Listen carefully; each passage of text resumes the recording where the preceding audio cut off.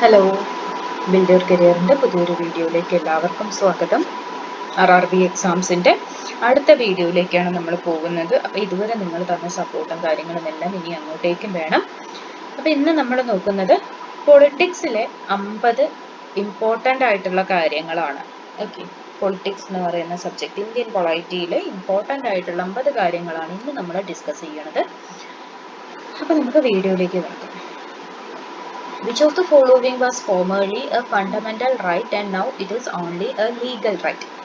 ആദ്യകാലത്ത് ഫണ്ടമെന്റൽ മൗലികാവകാശമായിരുന്നതും ഇപ്പോൾ നിയമം കൊണ്ടുള്ള അവകാശം മാത്രമായി മാറിയതുമായിട്ടുള്ള ഒരു കാര്യമാണ് right to property. Okay, right to property ആദ്യം എന്തായിരുന്നു? ഫണ്ടമെന്റൽ റൈറ്റ് ആയിരുന്നു. ഇപ്പം അതെന്തായി? ലീഗൽ റൈറ്റ് ആയിട്ട് മാറി. How many types of emergencies are there in Indian Constitution? Indian Constitutionലുള്ള എമർജൻസീസ് എത്ര ടൈപ്പ് ഉണ്ട്? അടിയന്തരാവസ്ഥ എന്നൊക്കെ നമ്മൾ പറയണ്ടേ, അത് എത്ര ടൈപ്പ് ഉണ്ടെന്ന് ചോദിക്കണം. 3 എണ്ണമാണ് ഉള്ളത്. 3 ടൈപ്പ് ഓഫ് എമർജൻസീസ് ആണ് ഉള്ളത്. Council of minister is liable to. Ministers council ആരോടാണ് അവർക്ക് ഉത്തരവാദിത്തമുള്ളത്? ലോക്സഭയിലോട്ടാണ് അവർ എന്ത് ചെയ്യുന്നത്? ലയബിൾ ആയിട്ടുള്ളത്. Okay, which part of the constitution contains the provision relating to the safeguarding of public property? Public properties safeguard ചെയ്യുക എന്നുള്ളത് എന്തിൽ ഇൻക്ലൂഡ് ചെയ്തിരിക്കുന്നതാണ്? ഫണ്ടമെന്റൽ ഡ്യൂട്ടീസിലാണ് അല്ലെ? നമുക്ക് എന്താണ് നമ്മുടെ ബേസിക് ആയിട്ട് എല്ലാ പൗരന്മാരും ചെയ്യേണ്ട കുറച്ചധികം ഡ്യൂട്ടീസിനകത്ത് ഇൻക്ലൂഡ് ആയിരിക്കുന്നതാണ് എന്ത്? പബ്ലിക് പ്രോപ്പർട്ടിയുടെ സംരക്ഷണം എന്ന് പറയുന്നത്. Panchayati Raj institutions came into existence under the 73rd and 74th Amendment Acts. Panchayati Raj institutions വന്നത് ഏത് ആക്ട് പ്രകാരമാണ്? 73 and 74 Amendment Acts പ്രകാരമാണ് പഞ്ചായത്തി രാജ് ഇൻസ്റ്റിറ്റ്യൂഷൻസ് എക്സിസ്റ്റ് ആയത്. അപ്പൊ ഇവിടെ എന്താണ്? ആദ്യം ഫണ്ടമെന്റൽ റൈറ്റും ഇപ്പൊ ലീഗൽ റൈറ്റ് മാത്രമായി മാറിയതും റൈറ്റ് ടു പ്രോപ്പർട്ടി ആണ്. ഇന്ത്യൻ കോൺസ്റ്റിറ്റ്യൂഷനിൽ 3 എമർജൻസി ടൈപ്സ് ആണ് ഉള്ളത്. കൗൺസിൽ ഓഫ് മിനിസ്റ്റേഴ്സ് ലോക്സഭയിലോട്ടാണ് ലയബിൾ ആയിട്ടിരിക്കുന്നത്. Safeguarding of public property fundamental ഡ്യൂട്ടിയിൽ ഇൻക്ലൂഡ് ചെയ്തതാണ്. Panchayati Raj institutions 73 and 74 amendment act പ്രകാരമാണ് വന്നിരിക്കുന്നത്. അടുത്തത്, the right to property was deleted from the fundamental rights by which of the amendment of Indian Constitution? Right to property ഒരു fundamental right ആയിരുന്നു. അത് delete ചെയ്തത് 42ാമത്തെ അമെൻമെന്റ്, 42nd അമെൻമെന്റ് വഴിയാണ് എന്ത് ഡിലീറ്റ് ചെയ്തത്? റൈറ്റ് ടു പ്രോപ്പർട്ടി ഫണ്ടമെന്റൽ റൈറ്റിൽ നിന്നും എടുത്തു മാറ്റിയത്. Okay, which of the following one of the characteristics of civil services in India? Civil service, Indian civil സർവീസിന്റെ ഒരു ക്യാരക്ടറിസ്റ്റിക്സ് ആണ് ന്യൂട്രാലിറ്റി എന്ന് പറയുന്നത്. ആരിലേക്കും ഒന്നിലേക്കും ഡിപ്പെൻഡ് ചെയ്യാതെ ന്യൂട്രലായി നിൽക്കുക എന്നുള്ളതാണ് ഇന്ത്യൻ സിവിൽ സർവീസിന്റെ ക്യാരക്ടറിസ്റ്റിക്സ്. സെക്സ് റേഷ്യോ നമ്മൾ എങ്ങനെ കാൽക്കുലേറ്റ് ചെയ്യുക? Number of males per 1000 females in a country. ഒരു രാജ്യത്തെ 1000 സ്ത്രീകൾക്ക് ഇത്ര പുരുഷന്മാർ എന്ന രീതിയിലാണ് നമ്മൾ സെക്സ് റേഷ്യോ കാൽക്കുലേറ്റ് ചെയ്യണത്. ഇനി എഡ്യൂക്കേഷൻ കൺകറന്റ് ലിസ്റ്റിലാണ് ഇൻക്ലൂഡ് ചെയ്തിരിക്കുന്നത്. ഇന്ത്യയിൽ എഡ്യൂക്കേഷൻ വിദ്യാഭ്യാസം കൺകറന്റ് ലിസ്റ്റിലാണ് ഇൻക്ലൂഡ് ചെയ്തിരിക്കുന്നത്. അതായത് ബേസിക് വിദ്യാഭ്യാസം എല്ലാവർക്കും വേണമെന്നും 5 വയസ്സ് കഴിഞ്ഞ എല്ലാ കുട്ടികൾക്കും വിദ്യാഭ്യാസം കൊടുക്കണം എന്നുള്ളതും കൺകറന്റ് ലിസ്റ്റ് പ്രകാരമാണ് നമ്മൾ include ആക്കിയിരിക്കുന്നത്. In the Indian Constitution, the power to issue a writ of habeas corpus is vested in Supreme Court and High Court. അതായത് habeas corpus writ ഇഷ്യൂ ചെയ്യാനുള്ള റൈറ്റ് ആർക്കാണുള്ളത്? സുപ്രീം കോർട്ടിനും ഹൈക്കോർട്ടിനുമാണ് ഉള്ളത്. habeas corpus സുപ്രീം കോർട്ടും ഹൈക്കോർട്ടുമാണ് issue ചെയ്യുന്നത്.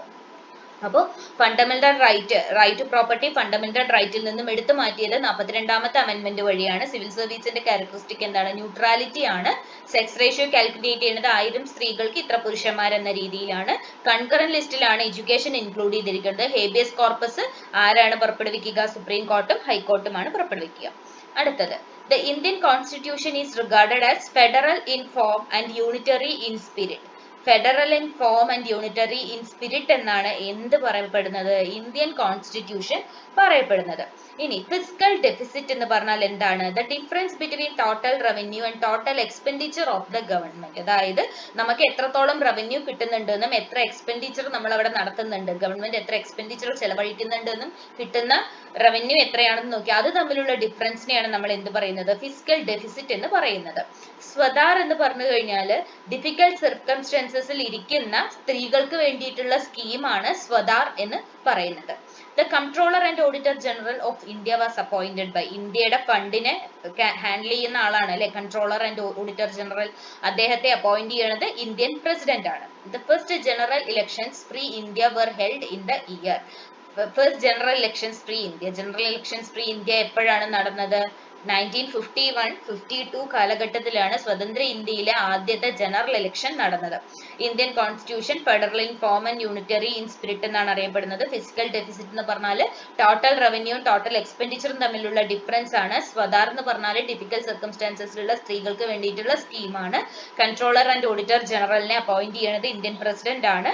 സ്വതന്ത്ര ഇന്ത്യയിലെ ആദ്യത്തെ ജനറൽ ഇലക്ഷൻസ് നടന്നത് 1951-52 കാലഘട്ടത്തിലാണ്.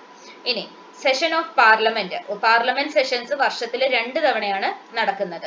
0 അവർ എന്ന് പറഞ്ഞാൽ എന്താണ്? ഇമ്പോർട്ടന്റ് ഇഷ്യൂസ് ഡിസ്കസ് ചെയ്യുന്ന, പാർലമെന്റിൽ ഇമ്പോർട്ടന്റ് ആയിട്ടുള്ള ഇഷ്യൂസ് ഡിസ്കസ് ചെയ്യുന്നതിനെയാണ് നമ്മൾ എന്ത് പറയുന്നത്?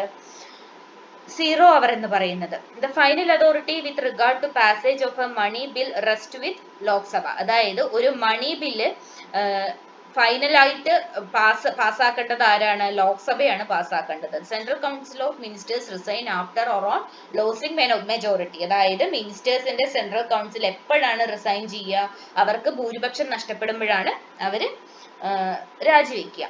Under which article 2 Anglo-Indians are nominated in the House of People. People's Houseലേക്ക് 2 Anglo-Indiansനെ നോമിനേറ്റ് ചെയ്യാനുള്ള ഒരു പവർ ഉണ്ട് അല്ലെ. അത് ഏത് ആർട്ടിക്കിൾ ആണ് പറയുന്നത്? 331. ആർട്ടിക്കിൾ 331 ആണ് ആംഗ്ലോ ഇന്ത്യൻസിനെ നോമിനേറ്റ് ചെയ്യുന്നത് പറയുന്നത്.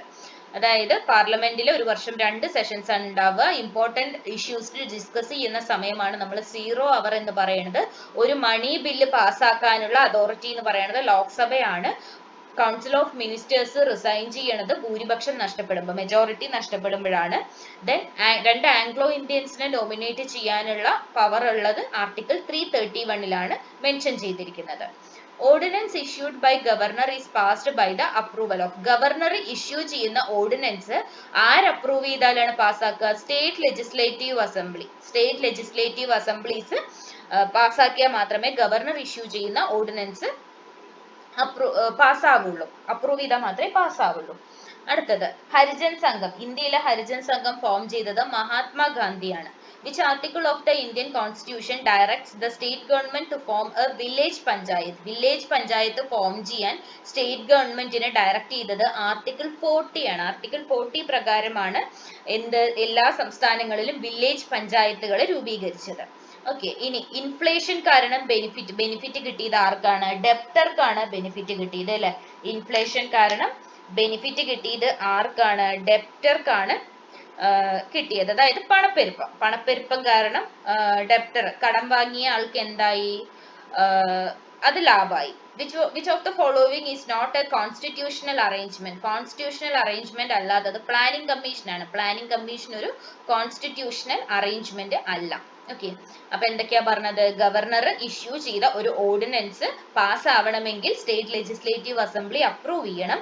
ഹരിജൻ സംഘം ഫോം ചെയ്തത് മഹാത്മാഗാന്ധിയാണ്. സ്റ്റേറ്റ് ഗവൺമെന്റ്സ് വില്ലേജ് പഞ്ചായത്ത് ഫോർമേഷന് കാരണമായത് ആർട്ടിക്കിൾ 40 ആണ്. ഇൻഫ്ലേഷൻ കാരണം ബെനിഫിറ്റ് കിട്ടിയത് ഡെപ്റ്റർക്കാണ്. ഇനി കോൺസ്റ്റിറ്റ്യൂഷണൽ അറേഞ്ച്മെന്റ് അല്ലാത്തത് പ്ലാനിംഗ് കമ്മീഷൻ ആണ്. അടുത്തത് ലോക്സഭയിൽ എത്ര സീറ്റ്സ് ആ ഉള്ളത്? 545 സീറ്റ്സ് ആണ് ലോക്സഭയിലുള്ളത്. ഓക്കെ, ഇനി ഫണ്ടമെന്റൽ റൈറ്റ്സിനെ അമെൻഡ് ചെയ്യാനുള്ള competent. Who is competent to amend the fundamental rights? Fundamental rights amend ചെയ്യാൻ, ഫണ്ടമെന്റൽ റൈറ്റ്സ് നിർത്തലാക്കാനുള്ള ആ ഒരു അധികാരം ആർക്കാണുള്ളത്? പാർലമെന്റിനാണുള്ളത്. Mixed economy envisages. Mixed economy എന്ന് പറഞ്ഞാൽ പ്രൈവറ്റ് പബ്ലിക് സെക്ടേഴ്സ് ഇൻക്ലൂഡ് ആയിട്ടുള്ളതാണ്. ഇനി ഇന്ത്യയിൽ കളക്ടർ പോസ്റ്റ് ക്രിയേറ്റ് ചെയ്തത് 1772 1772 ഇന്ത്യയിൽ ആദ്യമായിട്ട് കളക്ടർ എന്നൊരു പോസ്റ്റ് വന്നത്. How would you describe Indian Constitution? Indian Constitution എങ്ങനെയാണ് നമുക്ക് ഡിസ്ക്രൈബ് ചെയ്യാൻ പറ്റും? One of the most elaborate constitution in the world. ലോകത്തിലെ തന്നെ ഏറ്റവും ഇലാബറേറ്റ് ആയിട്ടുള്ള കോൺസ്റ്റിറ്റ്യൂഷൻ ആണ് ഇന്ത്യൻ കോൺസ്റ്റിറ്റ്യൂഷൻ. അതിന് കാരണം എന്താണ്? നമ്മൾ ലോകത്തിന്റെ പല ഭാഗത്തു നിന്നുള്ള കോൺസ്റ്റിറ്റ്യൂഷൻസിൽ നിന്ന് നമ്മൾ കടം കൊണ്ടിട്ടുണ്ട്. ഓക്കെ, അപ്പൊ ലോക്സഭയിൽ 545 സീറ്റ്സ് ആണ് ഉള്ളത്. ഫണ്ടമെന്റൽ റൈറ്റ്സ് അമെൻഡ് ചെയ്യാനുള്ള കമ്പീറ്റന്റ് പാർലമെന്റ് ആണ്. Mixed economy, private and public sectors include ആയിട്ടാണുള്ളത്. ഇന്ത്യയിലെ കളക്ടർ പോസ്റ്റ് വന്നത് 1772 ഇന്ത്യൻ കോൺസ്റ്റിറ്റ്യൂഷൻ നമുക്ക് എന്ത് പറയാം? One of the most elaborate constitution in the world എന്ന് പറയാം. ഇനി പ്രൊജക്ട് ടൈഗർ ലോഞ്ച് ചെയ്തത് 1973 പ്രൊജക്ട് ടൈഗർ ലോഞ്ച് ചെയ്തത് 1973 പ്രസിഡന്റ് റെസിഗ്നേഷൻ ലെറ്റർ കൊടുക്കുന്നത് ആർക്കാണ്? ചീഫ് ജസ്റ്റിസിനാണ് കൊടുക്കുന്നത്. ഓക്കെ, പ്രസിഡന്റ് റെസിഗ്നേഷൻ ലെറ്റർ കൊടുക്കുന്നത് ചീഫ് ജസ്റ്റിസിനാണ്. ഇനി ഒരു ഫിസിക്കൽ അല്ലെങ്കിൽ ഫിനാൻഷ്യൽ ഇയർ എന്ന് പറഞ്ഞാൽ 1 April to 31 March വരെയാണ് ഇന്ത്യയിൽ നമ്മൾ ഫിനാൻഷ്യൽ ഇയർ ആയിട്ട് കാണുന്നത്. Who administrates the oath of office to the president of India? Indian പ്രസിഡന്റിന് ഓത്ത് പറഞ്ഞു കൊടുക്കുന്നത് ചീഫ് ജസ്റ്റിസ് ആണ്. അതുപോലെ തന്നെ പ്രസിഡന്റ് റിസൈൻ ലെറ്റർ കൊടുക്കുന്നത് ചീഫ് ജസ്റ്റിസിനാണ്. ഓക്കെ, ഇനി ഹൈക്കോടതി ജഡ്ജ് റിട്ടയർ ആവുന്ന വയസ്സ് എത്രയാണ്? 62 വയസ്സിലാണ് ഹൈക്കോടതി ജഡ്ജ് റിട്ടയർ ആവുക. പ്രൊജക്ട് ടൈഗർ 1973 ലോഞ്ച് ചെയ്തത്. പ്രസിഡന്റ് റെസിഗ്നേഷൻ ലെറ്റർ കൊടുക്കുന്നതും ചീഫ് ജസ്റ്റിസിനാണ്. അദ്ദേഹത്തിന് ഓത്ത് പറഞ്ഞു കൊടുക്കുന്നത്, പ്രസിഡന്റിന് ഓത്ത് പറയുന്നതും അപ്പോയിന്റ്മെന്റ് ജോയിൻ ചെയ്യുമ്പോൾ ഓത്ത് പറഞ്ഞു കൊടുക്കുന്നത് ആരാണ്? ചീഫ് ജസ്റ്റിസ് തന്നെ ആണ്. ഇനി ഇന്ത്യയിൽ ഒരു ഫിനാൻഷ്യൽ ഇയർ എന്ന് പറയുന്നത് April 1 to March 31 ആണ്. ഇനി ഹൈക്കോടതി ജഡ്ജ് റിട്ടയർ ആവുന്ന പ്രായം 62 years ആണ്. ഓക്കെ, അടുത്തത് which one of the following high courts has the territorial jurisdiction over Andaman and Nicobar islands? Andaman Nicobar ഐലൻഡ്സിന്റെ കാര്യങ്ങൾക്കായിട്ട് ഹൈക്കോർട്ട്, നമ്മുടെ ഇന്ത്യയിലെ ഹൈക്കോർട്ടാണ് അതിൽ ആ കാര്യങ്ങൾ തീരുമാനിക്കുന്നത് അല്ലെ. കൊൽക്കത്ത ഹൈക്കോർട്ടാണ് ആൻഡമാൻ നിക്കോബാർ ഐലൻഡ്സിന്റെ കാര്യങ്ങൾ തീരുമാനിക്കുന്നത്. The president of India can be impeached by? President of India impeach ചെയ്യാന്ന് പറഞ്ഞാൽ പുറത്താക്കുക അല്ലെ. അങ്ങനെ ചെയ്യാനുള്ള അധികാരം ആർക്കാണുള്ളത്? പാർലമെന്റിനാണുള്ളത്. Fundamental rights are enshrined in the constitution of India in part 3. Fundamental rights എവിടെയാ പറയുന്നത്? പാർട്ട് 3 ഫണ്ടമെന്റൽ റൈറ്റ്സിനെ കുറിച്ച് പറയുന്നത്. കമ്മ്യൂണൽ മാനിഫെസ്റ്റോ എഴുതിയത് മാർക്സ് ആൻഡ് ഏഞ്ചൽസ് ആണ്. The Council of Ministers of Indian Union is collectively responsible to the Lok Sabha. Indian യൂണിയനിലെ ministers council ആരുടെ അടുത്താണ് റെസ്പോൺസിബിൾ ആയിട്ടുള്ളത്? ലോക്സഭയ്ക്കാണ് അവർ റെസ്പോൺസിബിൾ ആയിട്ടുള്ളത്. ലയബിൾ എന്ന് നമ്മൾ ഓൾറെഡി പറഞ്ഞിട്ടുണ്ടായിരുന്നു. ആൻഡമാൻ നിക്കോബാർ ഐലൻഡ്സിലെ ജുറിഡിക്ഷൻ കൺട്രോൾ ചെയ്യുന്നത് കൊൽക്കത്ത ഹൈക്കോർട്ട്സ് ആണ്. ഇന്ത്യയിലെ പ്രസിഡന്റിനെ ഇംപീച്ച് ചെയ്യുന്നത് പാർലമെന്റ് ആണ്. ഫണ്ടമെന്റൽ റൈറ്റ്സ് പാർട്ട് 3 ഇൻക്ലൂഡ് ചെയ്തിരിക്കുന്നത്. കമ്മ്യൂണൽ മാനിഫെസ്റ്റോ എഴുതിയത് മാർക്സ് ആൻഡ് ഏഞ്ചൽസ് ആണ്. ഇന്ത്യൻ യൂണിയനിലെ കൗൺസിൽ ഓഫ് മിനിസ്റ്റേഴ്സ് ആർക്കാണ് റെസ്പോൺസിബിൾ? ലോക്സഭയിലോട്ടാണ് റെസ്പോൺസിബിൾ ആയിട്ടുള്ളത്. The language of Union Territory Lakshadweep. ലക്ഷദ്വീപിലെ ലാംഗ്വേജ് മലയാളമാണ്. How many members can Indian President nominate to Rajya Sabha? Indian പ്രസിഡന്റിന് രാജ്യസഭയിലേക്ക് 12 മെമ്പേഴ്സിനെ നോമിനേറ്റ് ചെയ്യാനുള്ള അധികാരമുണ്ട്. ഡയറക്റ്റ് നോമിനേറ്റ് ചെയ്യാനുള്ള അധികാരമുണ്ട്.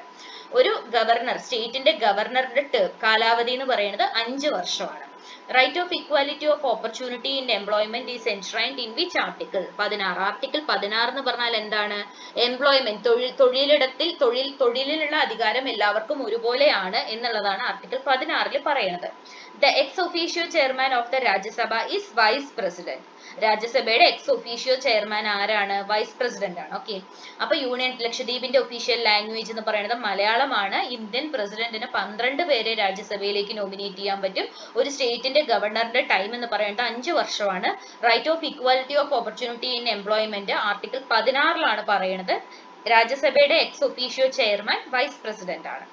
അടുത്തത് who controls or supervises the consolidated fund of India? ഇന്ത്യയുടെ കൺസോളിഡേറ്റഡ് ഫണ്ടിനെ കൺട്രോൾ ചെയ്യുന്നതും സൂപ്പർവൈസ് ചെയ്യുന്നതും controller and auditor general of India ആണ്. India 2020 vision for the new millennium was written by? ഈ ഒരു ബുക്ക് എഴുതിയത് ആരാണ്? APJ അബ്ദുൾ കലാം ആണ്. Who was the founder of Praja Samajwad party? Praja Samajwad party ആര് രൂപീകരിച്ചതാണ്? ജയപ്രകാശ് നാരായൺ ആണ്. The only president of India who was elected unopposed was? അതായത് എതിർക്കാൻ ആരുമില്ലാതെ, എതിർകക്ഷികൾ ഒന്നുമില്ലാതെ തിരഞ്ഞെടുക്കപ്പെട്ട ഒരേ ഒരു ഇന്ത്യൻ പ്രസിഡന്റ് N. സഞ്ജീവ് റെഡ്ഡിയാണ്.